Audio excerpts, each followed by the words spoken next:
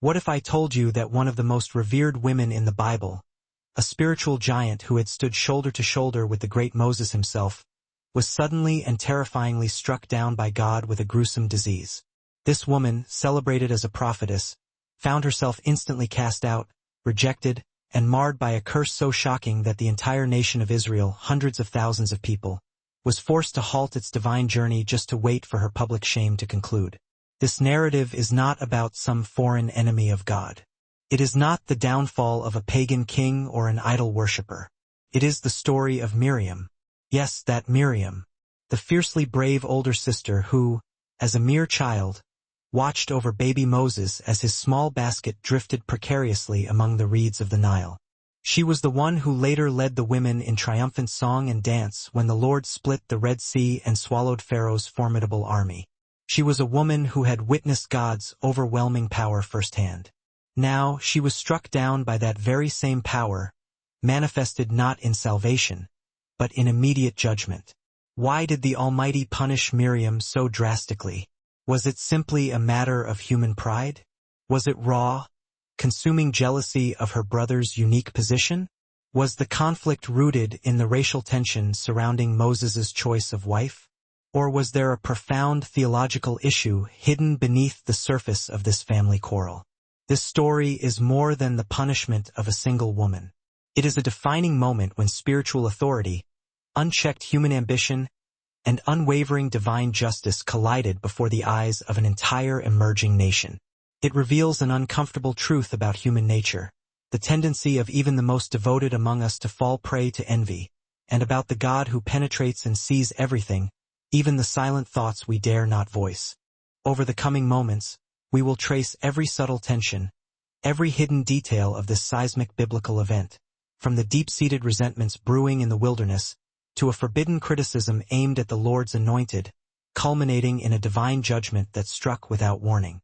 This is the story of Miriam, prophetess of Israel, and the day she crossed a line that even the covenant-keeping God of Israel could not overlook.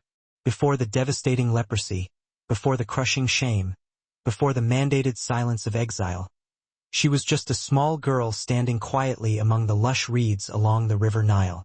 Her heart pounded a frantic rhythm against her ribs, her eyes fixated on the tiny floating ark.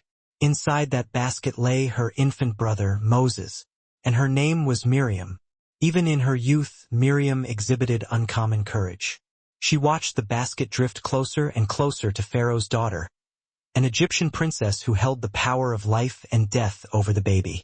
When the decisive moment arrived, it was Miriam who stepped forward, a Hebrew slave girl audacious enough to address royalty.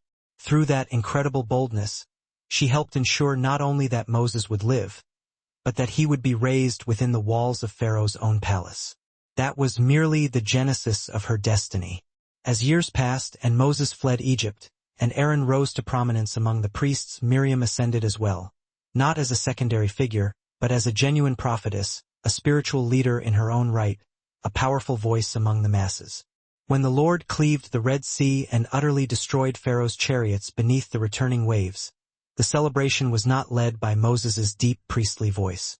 It was Miriam who took her timbrel and led the women in a deafening chorus of praise. "Sing to the Lord," she proclaimed, her voice ringing across the waterlogged shore. "For he has triumphed gloriously. The horse and its rider he has hurled into the sea." The people followed her rhythm, her passionate joy, her unshakable faith. She was the very symbol of deliverance, a shining beacon of hope, a powerful matriarch of the wilderness generation. So how could this be? How does a woman so uniquely honored, so intimately connected to the great miracles of God, suddenly end up cursed and banished? What profound psychological or spiritual shift occurred between the exultant song of the Red Sea and the deadly silence of her isolation outside the camp?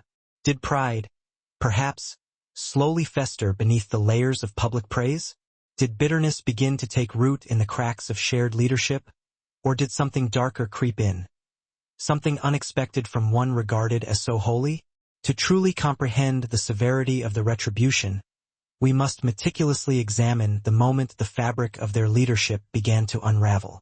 It began, not with external warfare or widespread idolatry, but with a conversation whispered in secret behind Moses's back. 40 long, grueling years. 40 years of wandering beneath the relentless sun. The shifting sands perpetually beneath their feet. The miraculous, repetitive manna falling from the heavens each morning like dew. Yet still they grumbled. The Israelites had seen the impossible. The sea parting, the plagues, the fire of God, and they had tasted freedom after centuries of crushing bondage. They walked through a landscape defined by miracles. But it was not enough.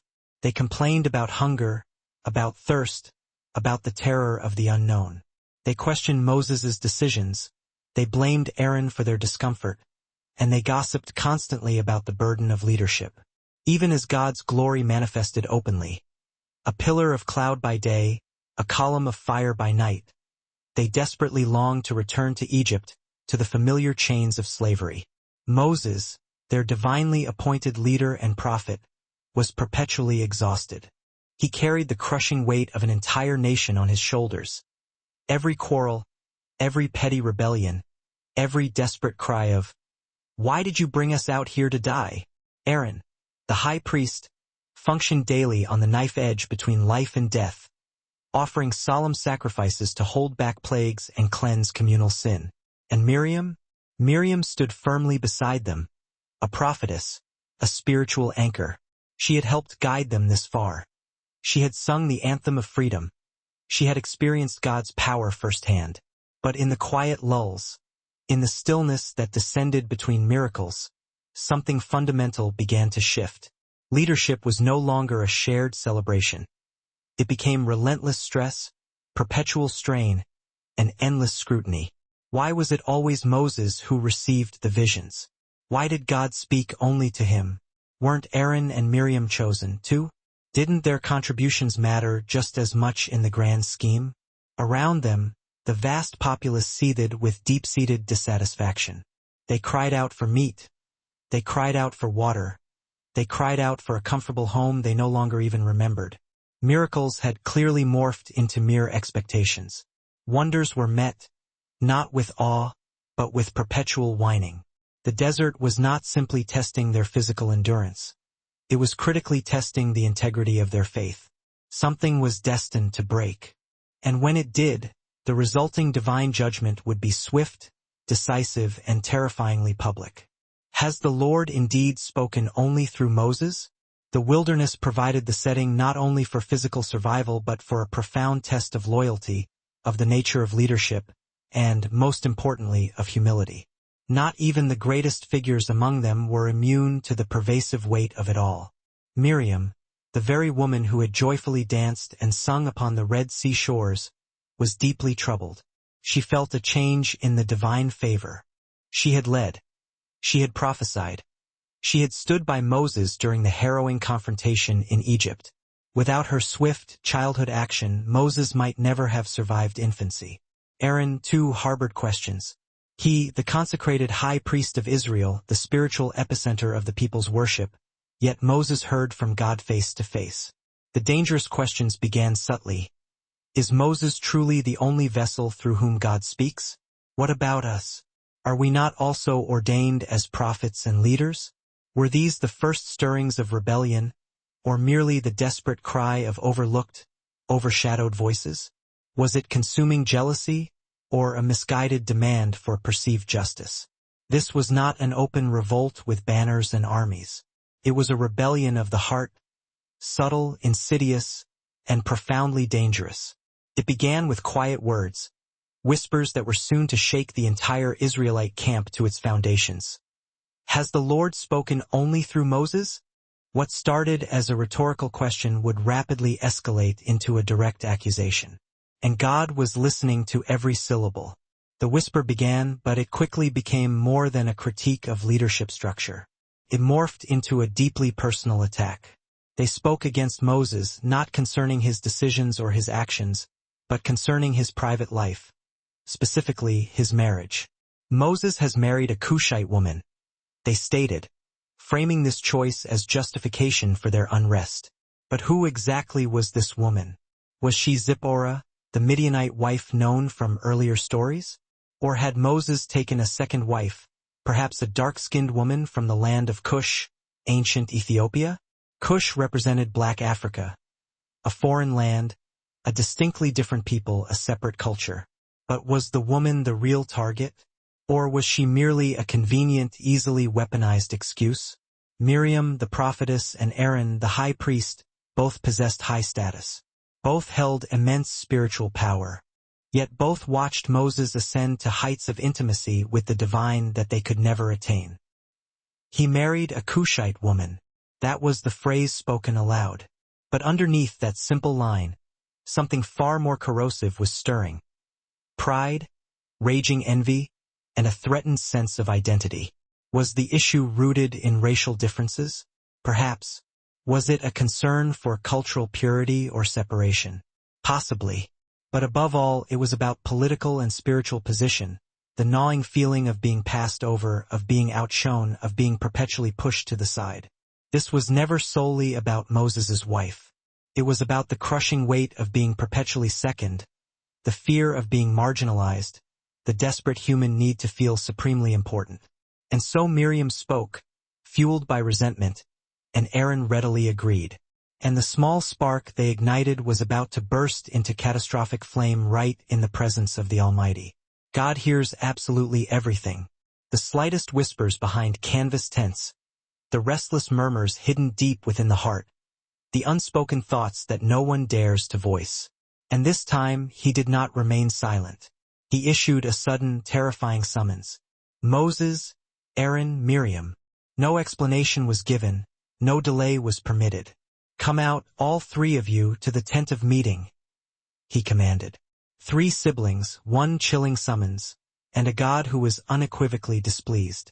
They walked through the silent camp together, yet utterly disunited, each step heavy with paralyzing dread, especially for Miriam. Then he descended, God himself appearing in the pillar of cloud. And what he declared was nothing short of devastating. Listen now to my words. When there is a prophet among you, I the Lord make myself known to him in visions. I speak to him in dreams. But this is not true of my servant Moses.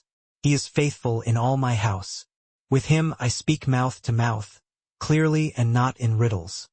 He beholds the form of the Lord. Why then were you not afraid to speak against my servant Moses? God was not merely defending Moses' actions. He was dramatically revealing something profound and singular. Moses possessed a relationship with the divine unlike any other human being alive. He was not just a prophet, not just a leader, but a man handpicked for extraordinary face-to-face intimacy with the Almighty Creator.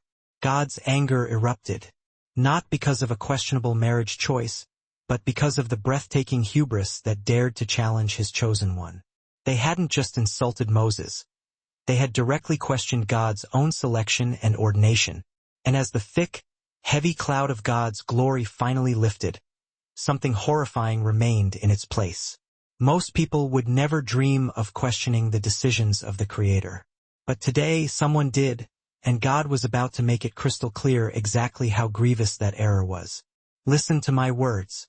When there is a prophet among you, I the Lord make myself known to them in visions. I speak to them in dreams. But this is not true of my servant Moses.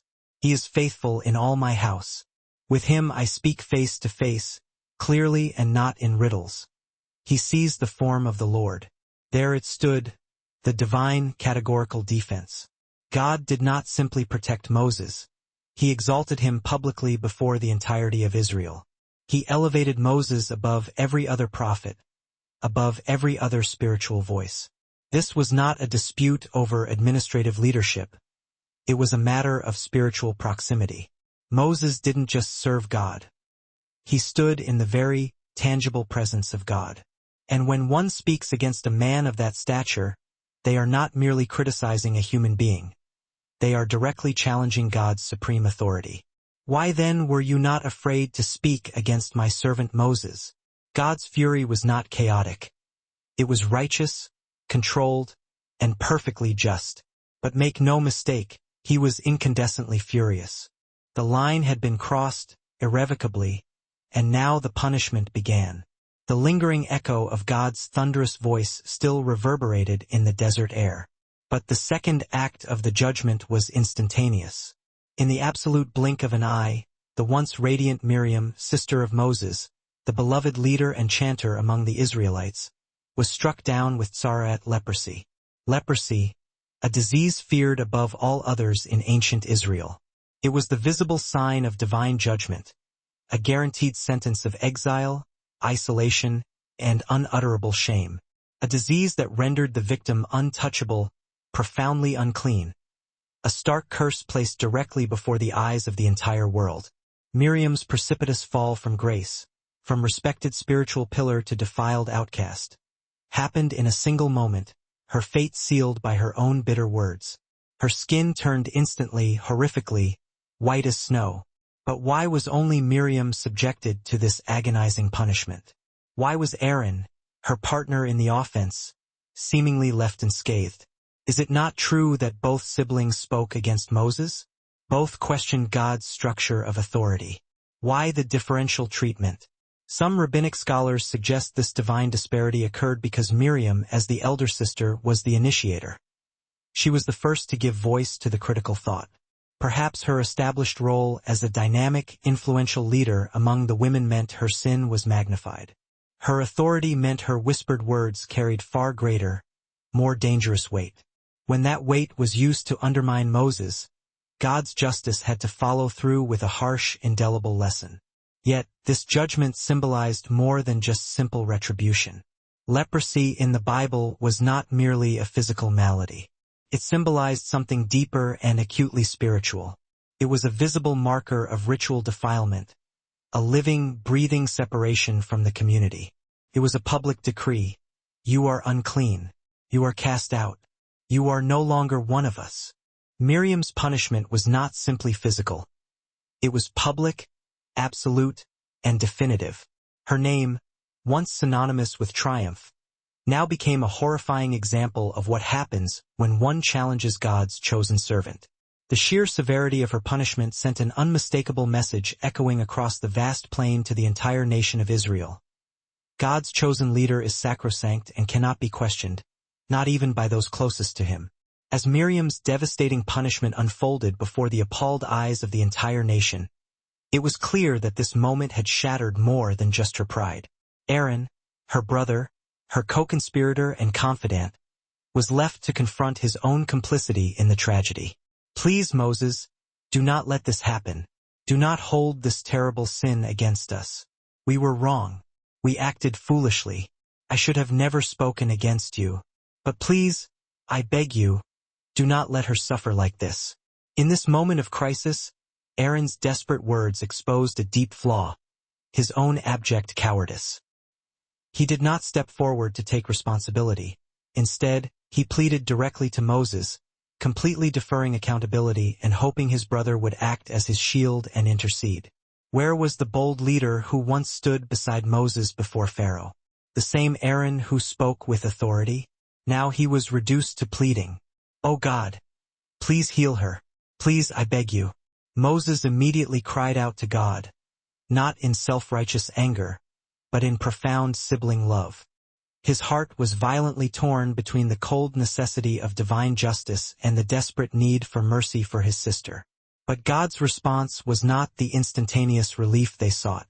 No quick divine intervention, no sudden, miraculous healing. The silence that followed was deafening, hanging heavy over the camp. What decision would God render?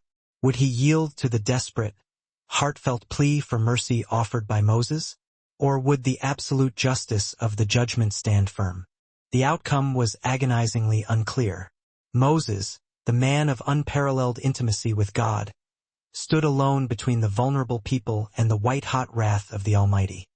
His intercession for his aggressor was the ultimate image of grace, a leader willing to set aside his own desire for vindication to beg for clemency on behalf of the one who had just betrayed him. What happened next would determine not just Miriam's immediate fate, but the moral trajectory of the entire future nation of Israel. Would God's uncompromising justice prevail? Or would his mercy ultimately triumph? After what must have seemed like an unbearable eternity, God finally spoke. His voice resonated across the desert like rolling thunder, causing the very ground beneath Moses and Aaron's feet to tremble. But God's answer was not the swift mercy they had desperately hoped for. She must be shut out of the camp for 7 days.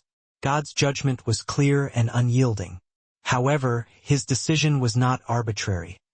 It was deeply symbolic and culturally specific. If her father had but spit in her face, would she not be disgraced for 7 days? In the ancient Near East, spitting in someone's face was one of the greatest, most humiliating acts of contempt. It was a gesture that instantly stripped away all dignity, a public shaming unlike any other. So why did God choose this powerful, visceral metaphor? This punishment was not only for Miriam's specific act of sin. It was a solemn reminder of the profound gravity of disrespecting God's appointed leader. It was a reflection of how deeply her actions had wounded the honor and structure of the entire community. Miriam's offense was not merely against her brother Moses. It was against the fundamental, sacred order that God had painstakingly established among his people. Her act of disrespect was not merely personal. It was communal. This is precisely why the punishment had to be so severe. 7 days of profound isolation. 7 days of public disgrace. 7 days where Miriam's actions would be publicly acknowledged, and her dignity completely stripped away. It was not just a consequence. It was a devastating, symbolic lesson intended for the whole camp. God's reasoning extended beyond simple justice for Miriam. It was a message directed at the entire nation. In God's kingdom, there is strict order and sacred honor. His chosen leaders are not to be questioned lightly or undermined.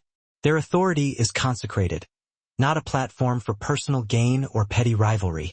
God's judgment here was not about cruelty. It was about accountability. It was about forcibly restoring the fragile balance that Miriam's pride had broken. Miriam's isolation was more than punishment. It was a mandatory period for restoration. For Miriam herself, these 7 days were not merely a sentence. They were a time of excruciatingly deep reflection. What had she truly done? Was this judgment solely about her superficial challenge to Moses' authority? Or was it directed at something darker within her heart? What inner turmoil must have consumed Miriam during those 7 days? The leader who had once been so celebrated now found herself profoundly humbled, a visceral reminder of how swiftly spiritual honor can be exchanged for crushing shame. Her heart must have been ripped apart by regret, agonizing over how she had allowed her pride, her jealousy, and her arrogance to completely cloud her judgment. Crucially, the entire camp refused to move until Miriam was restored.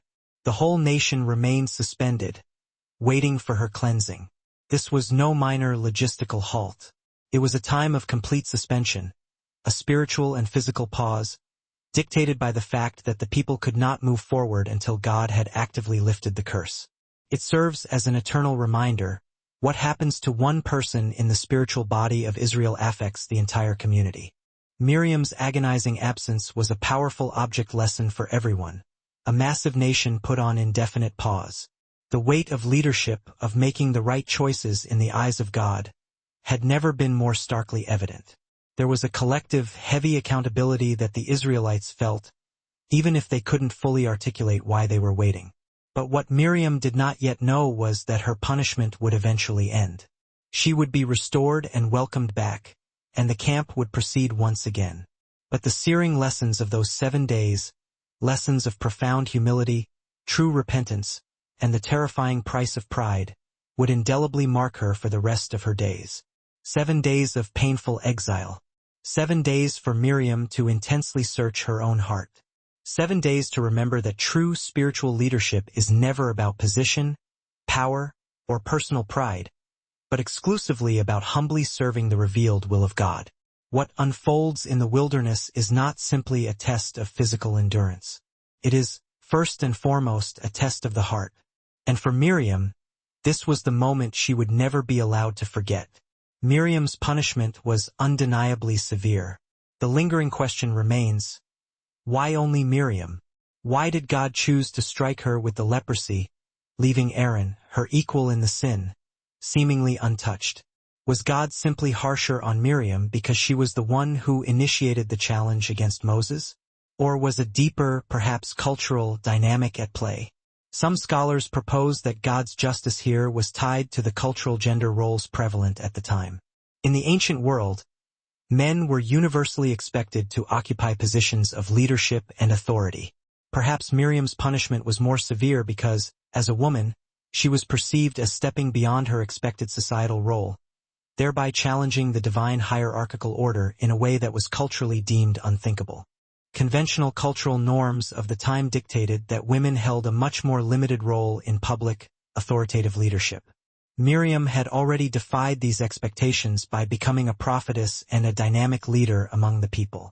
But now, her direct challenge to Moses, the supreme, divinely chosen leader, may have been viewed as an existential threat to the patriarchal order God had established, particularly within the nascent Israelite society. But what of Aaron? He too spoke out against Moses. He was undeniably complicit in the rebellion. Yet he escaped the physical, defiling punishment that Miriam endured. Was this simply due to his specific sacred office? As high priest, Aaron held an impossibly sacred and ritually important role. He was the vital intermediary between a holy God and a sinful people, a position of immense, life and death spiritual responsibility. It is certainly plausible that God spared him the physical defilement of leprosy precisely because it would have immediately rendered him incapable of performing his priestly duties, thus interrupting the entire sacrificial system of Israel. However, it is also possible that God perceived Aaron's heart differently from Miriam's. Where Miriam might have spoken primarily out of soaring ambition, deep-seated pride, and powerful jealousy, Aaron's motivation may have been rooted more in fear, uncertainty, or a weak desire to please his forceful sister. After all, Aaron had often been placed in leadership roles by Moses and may have felt threatened or swayed by Miriam's persuasive arguments, rather than actively desiring to usurp Moses's unique place. Whatever the precise reason, one truth remains absolute. Miriam's punishment was not a random act of arbitrary divine retribution. It was a deeply considered, calibrated judgment, a perfect response tailored to her specific actions, the condition of her heart, and her public role within God's overarching plan. In the end, the question of why only Miriam suffered may never have a definitive, single answer. But the event itself serves as a stark, powerful reminder that God's justice is never haphazard. It is always meticulously tailored to the individual, the hidden motives of the heart, and the gravity of the moment. Miriam's severe punishment was about more than just her outward actions. It struck at something much deeper. This story is not simply a cautionary tale of envy or sibling rivalry. It is a profound, terrifying reminder that pride, division, and the misuse of spiritual leadership carry potentially far-reaching, disastrous consequences. Pride is an incredibly destructive force. It doesn't merely destroy the individual who harbors it. It fractures and poisons entire communities. In Miriam's case, her pride created deep division within the leadership structure of the people. It set her against Moses, God's chosen servant. And God protects his chosen servants, no matter the immediate cost. Miriam's actions were not merely an insult to her brother. They constituted a direct affront to God's established order, his chosen leadership, and the sacred covenant he was diligently building with his people. This story is a timeless examination of spiritual boundaries, reveals something crucial. This incident powerfully shifts our focus from mere external obedience to the internal condition of the soul. For the divine eye, the why always supersedes the what. Miriam's leprosy was not simply a reflex reaction to her critical words against Moses, but a direct consequence of a deeply entrenched spiritual malady: pride. This hardening of the heart posed a far greater threat than a casual complaint. It had begun to fracture the foundation of communal trust and subtly undermine God's carefully constructed chain of command, potentially scattering the very people Israel was meant to lead. Miriam's tragic error serves as a chilling, timeless warning. We may attain high positions, wielding immense power, influence, or visibility within the community of faith, but these accolades are spiritually volatile. If the engine of our ambition is fueled by a misaligned heart, these very strengths become liabilities, accelerating our descent into spiritual peril. God's swift and severe response was far from impulsive. It was a necessary, profound instructional moment for the entire nascent nation of Israel. It established an undeniable truth. No degree of prior devotion, established position, or past loyalty grants immunity from divine scrutiny when authority is abused and God's chosen structure is brazenly challenged. The true scope of this narrative transcends mere familial jealousy or theological arrogance. It is a profound treatise on the ethical handling of delegated power and the core integrity required for spiritual leadership. It demands vigilance against the corrosive twin dangers of self-righteousness and factional division. While God unequivocally demands radical humility, and while the resultant penalties for failure are often drastic, the story never closes the door entirely. There remains an enduring promise, an opportunity for true repentance and transformative restoration. Her re-entry into the camp, following her ritual isolation, was a breathtaking display of divine grace. Yet, this restoration came at a cost. It required absolute public humiliation. She was fundamentally chastened. While God welcomed her back, the automatic return to her former platform of influence was immediately halted. Significantly, the scriptural record falls silent regarding Miriam's public voice thereafter. We are left to ponder. Was this enforced silence the ultimate proof of genuine repentance? Or was it the sober reflection of a soul newly aware that her arrogance had inflicted lasting, perhaps irreparable spiritual harm? A realization that her challenge to Moses was not just a sibling squabble, but a direct, audacious affront to the established will and wisdom of God himself. Crucially, Miriam's narrative avoids a final footnote of utter disgrace. Though the judgment was harsh, it was disciplinary, not annihilative. She was permanently integrated back into the ongoing saga of Israel, albeit in a drastically modified capacity. The former fiery, outspoken prophetess gave way to a quieter, more subdued participant. This transformation underscores the nature of God's grace. It assures us that even after catastrophic moral failure, we remain within the scope of his eternal design, and the path back to communion is always, mercifully, held open. A secondary yet vital lesson emerges. God is the ultimate defender of his chosen personnel. Moses himself remained remarkably silent, choosing not to engage in self-defense or counter-argument. The Almighty intervened directly to champion his appointed servant. The profound implication for us is this: when we are truly placed somewhere by divine mandate, whether in a high leadership capacity or in a simple role of service, we do not need to claw our way to preservation. Our security rests not in our own rhetorical skills or defensive maneuvers, but in the unwavering protection of the one who commissioned us. The synthesis of Miriam's downfall yields crucial, actionable truths. The subtle poisons of pride and envy threaten even the most spiritually mature among us. Divine appointment comes with divine protection, and while failure carries real, measurable consequences, it is never beyond the scope of God's redemptive offer of restoration, a grace entirely indispensable to the human condition.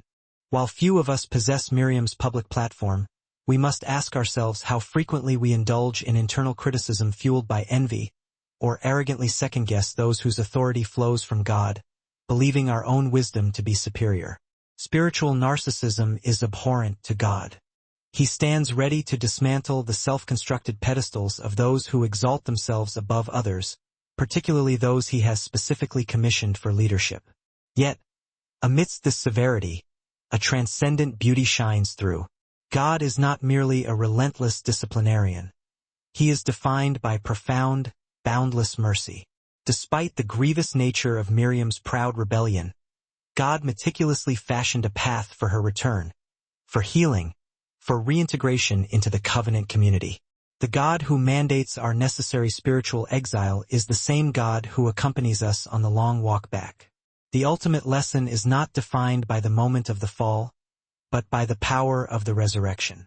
Even following her public shame and temporary exclusion, God permitted her full restoration.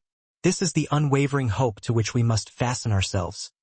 Regardless of the depth of our transgression, regardless of the severity of the immediate consequences, God's restorative path remains open, eternally awaiting our humbled return. Let us utilize Miriam's experience as a sobering mirror, prompting urgent self-examination. Is the source of our critique rooted in genuine, humble conviction, or merely festering pride?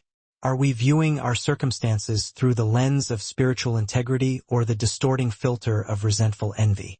The Almighty who judges is the very one who extends the invitation to return.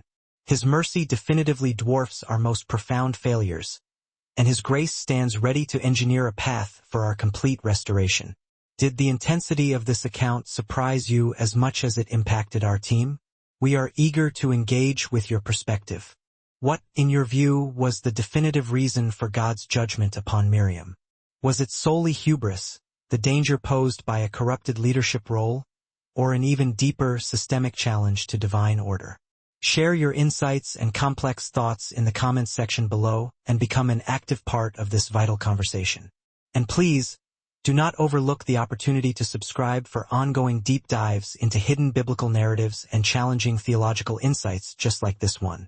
We have a treasury of truths awaiting discovery, and we want you right here for the journey.